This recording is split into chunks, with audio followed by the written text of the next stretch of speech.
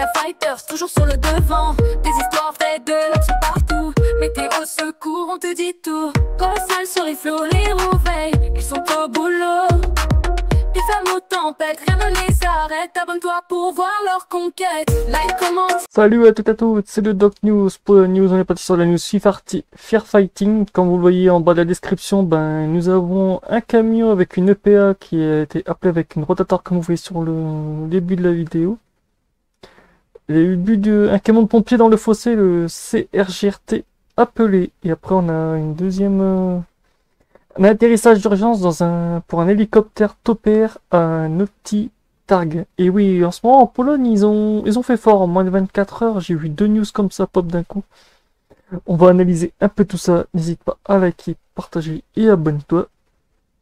Et oui, quand c'est pas ta journée, c'est pas ta journée.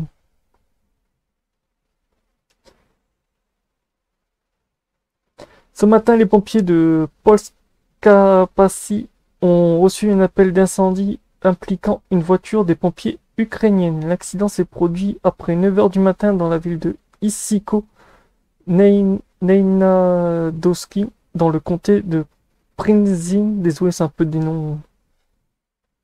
Pour des raisons inconnues, le conducteur du camion de pompiers Volvo équipé d'un bras élevé de 45 mètres a quitté la route et s'est retrouvé dans le fossé où le véhicule s'est renversé sur le côté. Le conducteur indemne. Le véhicule a été amené en Pologne pour un service d'incendie.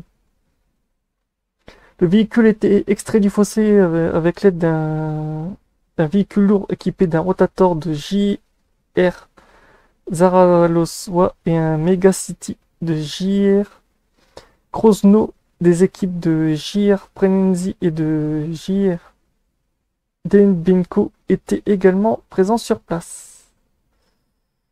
Comme on voit sur les photos, c'est vrai que le véhicule a fait une drôle de... Je sais pas comment les mecs ont réussi à se démerder, mais comme on voit, le bras élévateur a bien clean, pouf.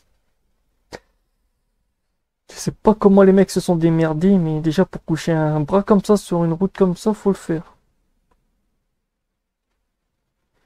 Parce que même moi, c'est un peu... Ouais, c'est un peu... Ouf. Ils ont le rotator, hop là, il l'a soulevé un peu. Après, je crois qu'il y en a eu un deuxième. Parce que vu le poids de l'engin. Hop, en fait, il y a eu deux. La première pour se soulever et retenir la charge, et le deuxième pour tirer. En fait, c'est un peu comme les poids lourds. C'est vrai que sinon, la rotator tout seul, elle aurait pas soulevé le bousin. En fait, où on voit bien le cap du deuxième véhicule. En fait, où ils étaient bien. Et comme vous l'avez remarqué aussi, il y a aussi les types de bras de force qu'on met sur les pneus pour les camions. En fait, ça permet d'avoir un peu plus de force au lieu de défoncer le pneu. En fait, vous dévissez quelques vis du pneu, après vous revissez. Ça fait un effet de support. En gros, le véhicule tient super bien. Et comme on voit, ouais, ils ont mis une sangle sur le bras. Après, ouf, ouais, d'accord. Je vois un peu le bordel. Je vois un peu le bordel, mais bon. On va passer à l'autre news qui est sympa aussi. Qui est sympa aussi, quand un hélico aussi subit une panne moteur en moins de 24 heures, c'était le carnage, je vous dis pas.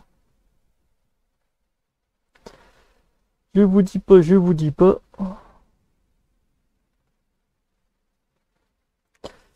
Dans la même journée aussi, il y a eu un atterrissage d'urgence d'un hélicoptère de recherche et de sauvetage volontaire de Tatra a eu lieu à l'aéroport de Naughty Targ. Lors d'un exercice à bord d'un hélicoptère PZLW-3, Stockholm, plutôt, ouais. L'un des moteurs est tombé en panne. Conformément aux procédures, il était décidé d'effectuer un atterrissage d'urgence. Le pilote a atterri sans encombre à l'aéroport de Naughty. L'équipage est indemne et l'hélicoptère n'a pas subi aucun dommage. Les causes de la panne moteur seront déterminées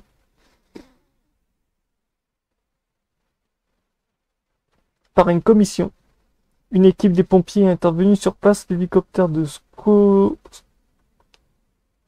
Skoltolt, immatriculé SP-SWX, a été livré livré au service de recherche et de sauvetage volontaire des Tatras en 2004. Ah ouais, il est quand même un peu vieux, dis donc. C'était tout pour les news qui datent de la même journée, autant vous dire, ouais, la journée d'hier était... Ouf. La journée du 5 juin a été un peu... Ouf. Entre un rotator qui se plante et non pas un rotator, une EPA qui se plante et un hélicoptère qui subit une panne moteur, putain, quand c'est pas ta journée, c'est pas ta journée.